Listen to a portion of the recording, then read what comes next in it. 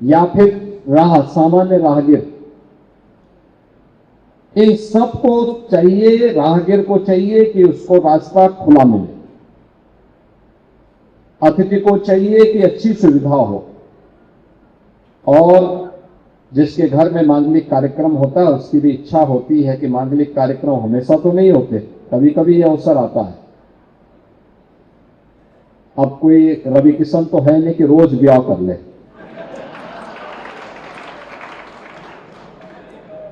नहीं, फिल्मों में है ना, तो फिल्मों में तो कभी भी व्यक्ति कर सकता है।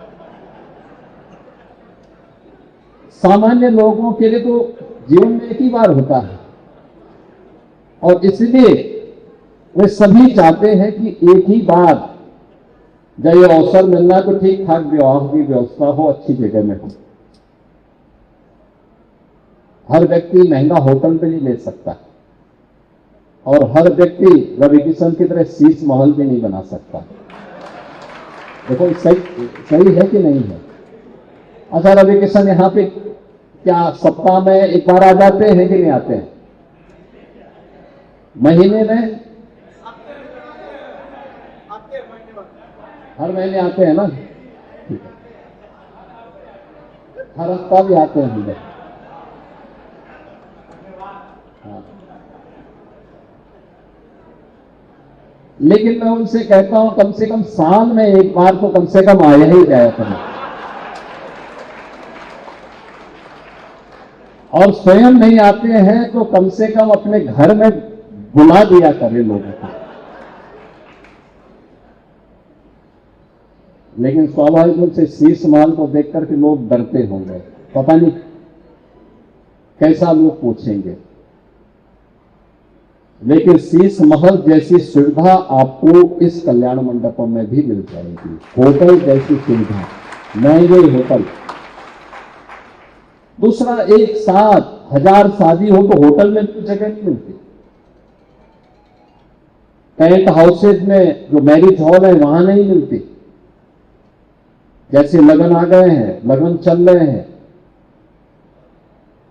एक साथ कभी बहुत ज्यादा अच्छा लगन होता है, एक साथ हजारों शादियां होती। एक दिन में गोरखपुर में था, 14,000 शादियां थी उस दिन गोरखपुर में।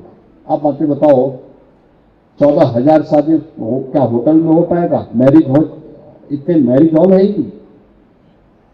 तो कल्याण मंडपम उस समय कल्याण करने का काम करेगा, और इसीलिए हम लोगों ने प्रयास किया कि गोरखपुर के अंदर हर एक जगह इस प्रकार के कार्यक्रम हो। और इसके लिए आज यहाँ पे ये जंगल तुलसीराम बिछिया में यह 2.5 करोड़ की लागत से ये अच्छा कल्याण मंडपम मिल गया है।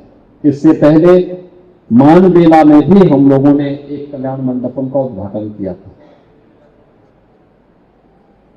5 से 6 कल्याण मंडपम हम शहर में बना चुके हैं, और 5 नए बनने जा रहे हैं सिटी के अंदर, और अलग अलग जगहों पर बना रहे हैं। वहां के मोहल्लों की सुविधा के लिए, गरीब के लिए, सामान्य नागरिकों के लिए, बड़े लोगों के लिए, सभी लोगों के लिए सुविधा यहां प्राप्त हो सके। और इस प्रकार के कल्याण मंडपम जब लगन नहीं है, शादी ब्याह नहीं है, कोई सार्वजनिक कार्यक्रम के लिए भी हो सकता है, और नहीं कोई कार्यक्रम है तो आप कालीबाड़ी की बाबा का कथा भी करवा सकते हैं, उनकी कथा भी चल सकती है। यानी ये सभी कार्यक्रम एक साथ चल सकते हैं।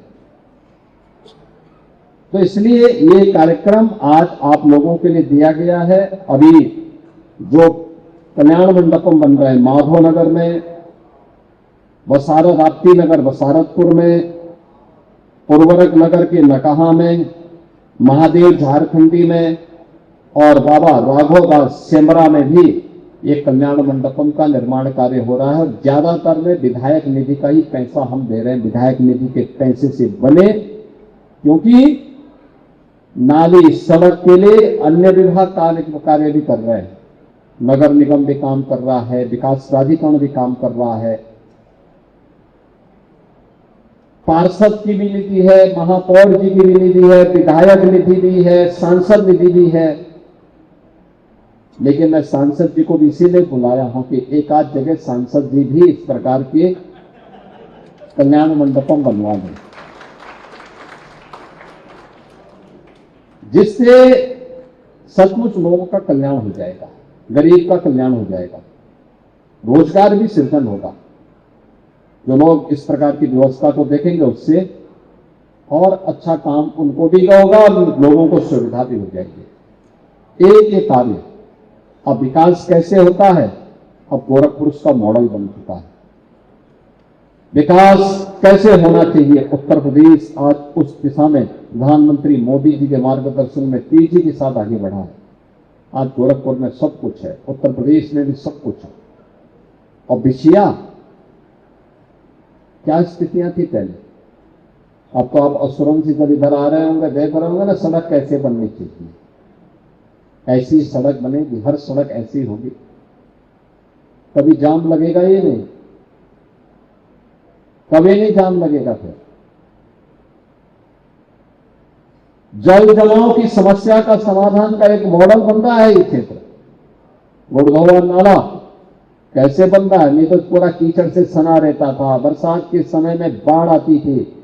आने वाले समय में जब एक पूरा नाला बन जाएगा और एसटीपी काम करनी प्रारंभ हो जाएगी, ट्रीटमेंट प्लांट काम करना प्रारंभ कर देगा, तब आप देखना लोग देखने के लिए आएंगे इन मोहल्लों को देखने के लिए। ये विकास का मॉडल है। अच्छी सड़कें, जल निकासी की प्रॉपर व्यवस्था, गरीबों के लिए आवास। राप्ती नगर विस्तार में वहां पे स्पोर्ट्स कॉम्प्लेक्स भी बन रहा है और हर तबके के लिए आवासीय सुविधा। उसमें से यहां पर अभी कुछ परिवारों को आवास के लिए उनका जो आवंटन हुआ, लॉटरी में उनका नाम निकला है, उनको आज आवंटन भी हो गया है।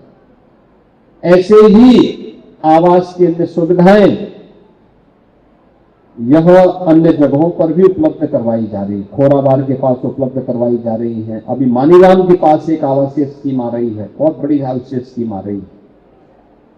अन्य जगहों पर भी ये सब कार्य हो रहे हैं। अब गोरखपुर में तो सब कुछ है, अच्छी सड़क हो रही है, एम्स गोरखपुर में आ गया है, मेडिकल कॉलेज का उद्धार हो गया है,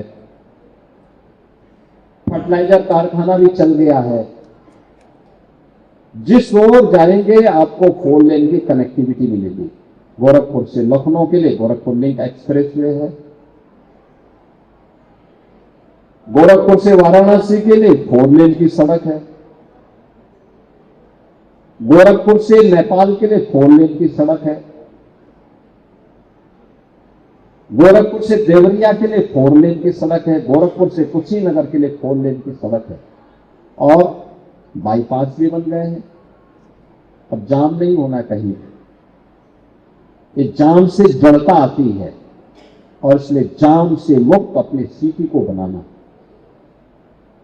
इसके लिए गोरखपुर वासी सहयोग कर रहे हैं, लगातार अपना योगदान देते हैं, तब जाकर के ये परिणाम सामने आता है।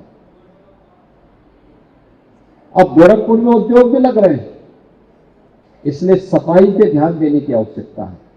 अभी प्रधानमंत्री जी जो बात कर रहे थे कि पिछली सरकारें बेईमानी करती थी इसलिए बीमारियां आती थी, हम लोगों ने बेईमानी को रोका है और बीमारी को पूरी तरह समाप्त कर दिया है। अब इंसेफ्लाइटिस जैसी बीमारी नहीं आती है, लेकिन जनता का दायित्व है शुद्धता और स्वच्छता पे ध्यान दें, गंदगी न होने दें, कूड़ा सड़क पे न फेंके, प्लास्टिक सिंगल यूज प्लास्टिक को नालियों में मत डालिए, सड़क पे मत डालिए, उपयोग मत करिए, ये नुकसानदायक है। देख रहे हो ना क्या दिल्ली में घुटन भरी जिंदगी हो गई है, ऐसे लगता है जैसे गैस चैम्बर में हो। एयर क्वालिटी इंडेक्स में 400 से ऊपर, दम घुटता है, आंखों में जलन होती है, श्वास लेने में दिक्कत होती है। डॉक्टर को बुजुर्गों के लिए, बीमारों के लिए, बच्चों के लिए कहना पड़ता है कि आप घर से बाहर मत निकलिए, इतनी खराब स्थिति होती है। आप गोरखपुर में कितना शानदार माहौल है, कहीं कोई दिक्कत नहीं, कहीं कोई एकदम घोटू माहौल नहीं, जहां मर्जी घूमते रहिए।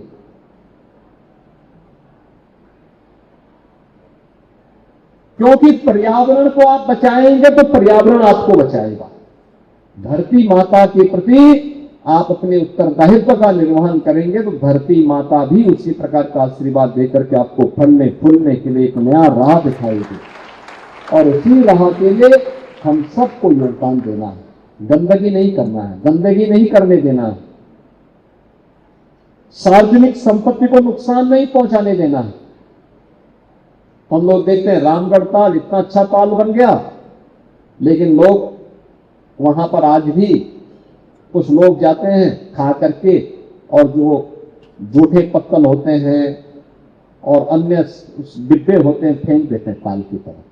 कितना नुकसान पहुंचा देते हैं। उससे चूहा होता है, गंदगी होती है, वही सड़ता है, फिर वही से फिर मच्छर पैदा होंगे, फिर बीमारियां पैदा होंगी। इन सब से बचना चाहिए और कोई गलत कर रहा है तो उसको रोकना भी चाहिए, वे गलत मत करो। अगर वह नहीं मानता है प्रशासन को बताना चाहिए, पुलिस को बताना चाहिए। ये हम सबका दायित्व है। जब ये भाव हमारे ऊपर आएगा, हमारे मन में आएगा, तब विकास होगा। आज विकास के जो कार्य चल रहे हैं हर एक स्तर पर, क्या युवाओं के लिए, क्या महिलाओं के लिए,